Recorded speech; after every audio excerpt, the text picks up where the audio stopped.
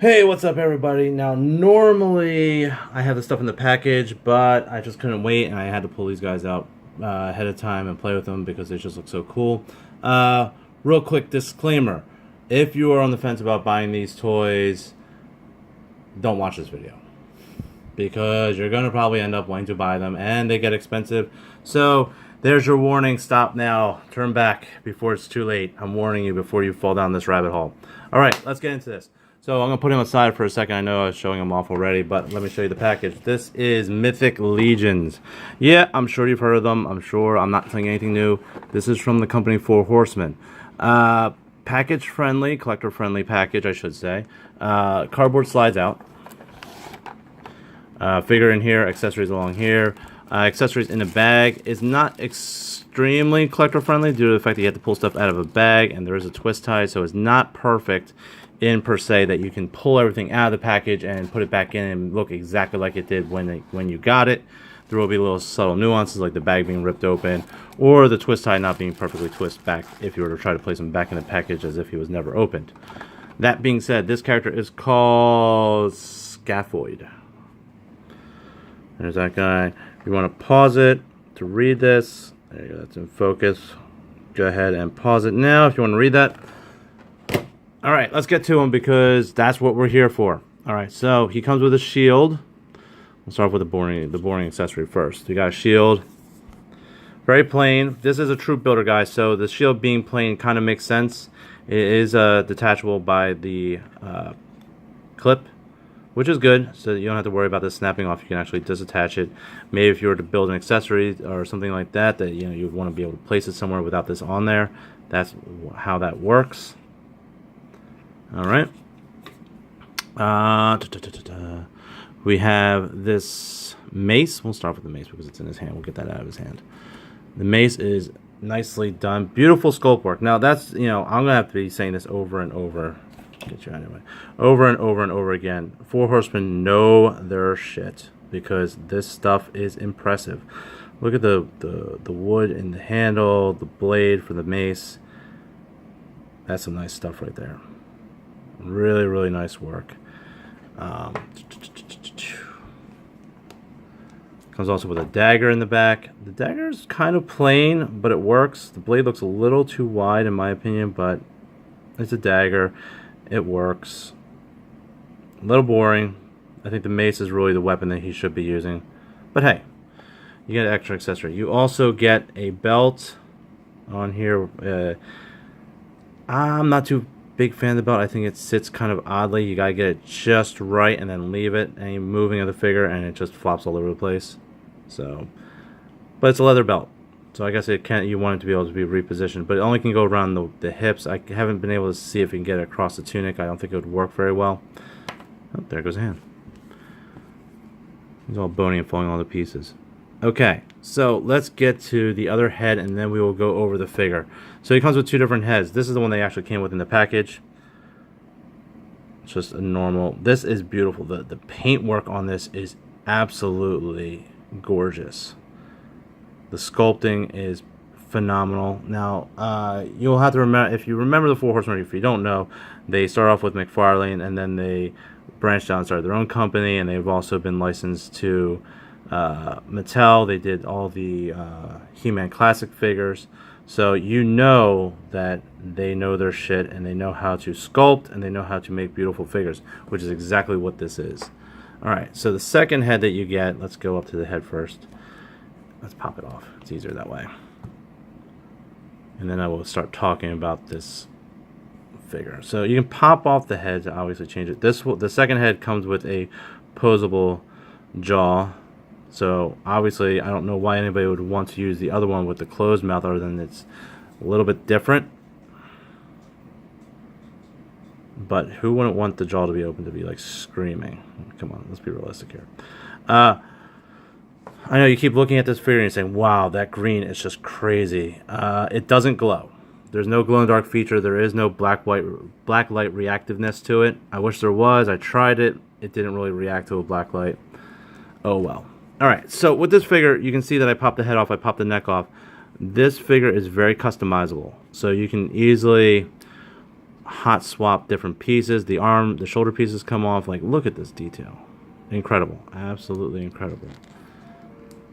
Pop that off too. Neck piece comes off. So you can beat all the way down to just a tabard. You can put the head back on so you can see the neck better. You can have your skeleton warrior like that. Works just as well. Detail on the back of the spine. Then you have all this mess back here, but what can you do about that? Nobody. Who's really going to pose their figure like this? Let's be realistic. No, you're going to pose them like this. So don't worry about that back stuff.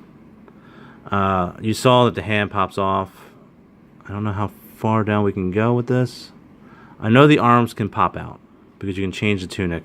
I have another figure that I'm going to be reviewing that is a troop builder. Also, to get the belt on, you do have to pop it at the waist. Just like that. To pop off the belt. This piece comes off. Tunic can come off. See, so you can break this figure down into basically its components and start, if you have other figures, you can start swapping them out.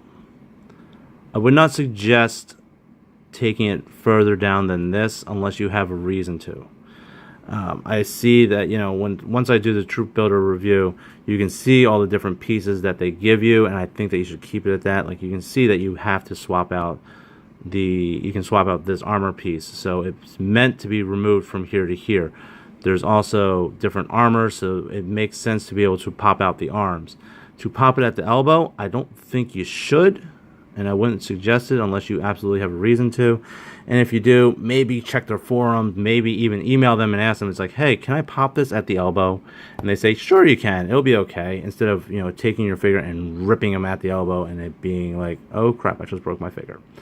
The wrist came out fairly easily, so I'm assuming that the gloves can come off. Let's put them back together. This goes right back in here. This actually has to be put back on before the neck, because there's this little tab in the back. See that? That plugs into here, so it keeps it on. They really were smart about the placement and the order at which you put things on to keep them from like moving once you put them together. So that's very forward thinking, very smart of them to say, hey, let's put that there just to keep it there. So that's not coming off anytime soon. It's blocked in from the neck. You got these nice big shoulder padrons. And put this back together on here too. Alright, so there you go. Look at this figure. He's absolutely incredible. I know what you're thinking. You're like, okay, well, this guy is... They made this guy from Masters of the Universe. The same people who made the Masters of the Universe figures. Are they compatible?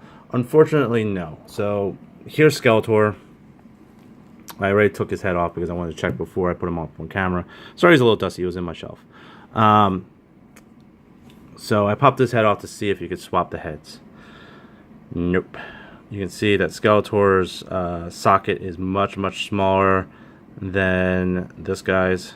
So, unless you really want to start doing some customization where you could probably swap the head onto Skeletor. It's going to be loose. You can put some putty on there, but it's not going to sit right.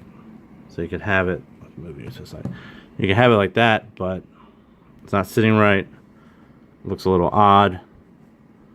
Skeletor, on the other hand, can't go onto the other body because you would have to drill that out a lot, and it would be a one-way trip. So maybe people sell adapters. Maybe people use putty to make it sit higher and rest, and you could actually get it so that you have a hoodless Skeletor if you really wanted it. It's an idea, but they're not directly compatible. I'm sure that there was like a non-compatibility clause with Mattel when they said, hey, can you make these for us, but don't make any figures that can be straight up compatible with them. That being said, this figure is amazing. Keep an eye, if you're really thinking about getting these figures, my advice to you is keep an eye on the Four Horsemen site, keep an eye on their Kickstarters, look for sales, wait for their sales. Don't go to online retailers and buy them for exuberant amount of prices. They are beautiful figures, and if you really want them, try to be patient with it. Unless there's one that you absolutely, positively can't live without and you want to spend that exuberant money, it's your money. Do what you want. But hey, I don't want to be endorsing, spending the scalper prices. I think that, stores overpricing them and people try and sell them for triple the price. It's a toy. Don't spend that money unless you really want it. Buy them at the suggested retail price, which is, I do believe, around $35 for this guy. But yeah, he is fantastic. He is amazing. He is for any Dungeons and Dragons fan, anybody who loves the mythology, the sword and shield, the wizards, the skeleton warrior type stuff. This is a figure that you absolutely could have. You could have just one of him and be happy. You could have 10 of them and you'd be 10 times as happy, maybe. You'd be 10 times as poor, though. So, yeah, fantastic figure. Check their site. He might actually even still be in stock. The two that I bought, when I got them, they were still in stock. Surprisingly, all the other figures were sold out except for the ones I bought. So, surprise, surprise. Yeah. So I'll be probably buying a couple more of these guys here and there. There's no way that I could afford to buy the entire line, but I think it's better that way. You want just a couple of these pieces to stick out in your collection. Like I said, if you have any friends that are into Dungeons and Dragons, that are into role-playing, into any of that board game stuff, I think that this is a great piece to just put on a shelf and someone will be like, wow, that is amazing. It doesn't do it justice on camera. There's no way for me to show you exactly how incredibly sculpted and how incredibly painted this figure truly is. Take it from me, it is worth the price, but only if you truly know what you're getting yourself in for. You know, if you're one of those people that's like, oh, now I gotta buy them all, don't get into it. You're going to be spending an exuberant amount of money to go backwards. They're very sold out of a lot of their figures. It's a hard thing to catch up once they've sold out. That's the one negative that I would have to say about Four Horsemen. It is so hard for you to catch up with them. Once they sell out of their figures, it's typically not easy to get them back. So they're not like a Hasbro where they can just produce more. Once they get past a certain point, they're not going to make any more. There's a very high collectability to these guys. So once you go down this path, be ready for it. Just, weighing on the side of caution with you guys. I don't want to just say, hey, yeah, get these figures, and then all of a sudden you're like, great, now I'm spending $400, $500 on a whole bunch of these figures, and I would never have done it. Thanks a lot, Nick. Keep that in mind. They're very cool. They're very niche. I think that, you could be happy with one or two or a small assortment of them. Don't try to get them all. And they have such a variety with them that it's better that way. It's better that you can just pick and choose which ones you really like. It's very diverse. It's not like they're like, oh, here's like 5 different skeletons. It's unique. It's good. I think that's all I got. Yeah. Fantastic figure. Worth the price. Be careful not to get hooked up on all this nice plastic crack. All right, guys. I will catch you later.